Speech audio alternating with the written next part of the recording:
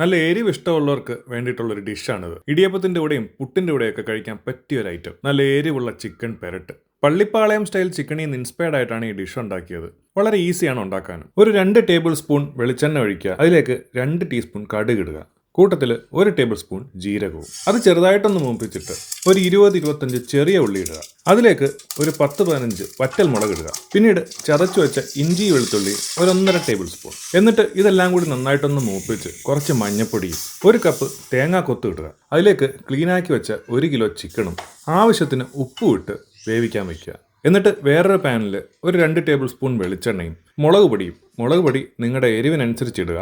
ഞാനിട്ടത് 2 table സ്പൂണാണ്. എനിക്ക് അത്യാവശ്യം എരിവ് ആവശ്യമുണ്ട്. അതിൻ്റെ കൂട്ടത്തിൽ 1 table spoon masala, 1 table spoon മല്ലിപ്പൊടി ഇട്ട് നന്നായിട്ടൊന്ന് മൂപ്പിച്ചിട്ട് നമ്മുടെ വെന്ത് വന്ന ചിക്കനിലേക്ക് ഇട്ട് ഒരു 5 മിനിറ്റും കൂടി തുറന്നു വെച്ച് കുക്ക് ചെയ്യുക. ഇത്രയേ ഉള്ളൂ. ഒരു 20-25 മിനിറ്റ് മതി ഈ ഡിഷ് ഉണ്ടാക്കാൻ.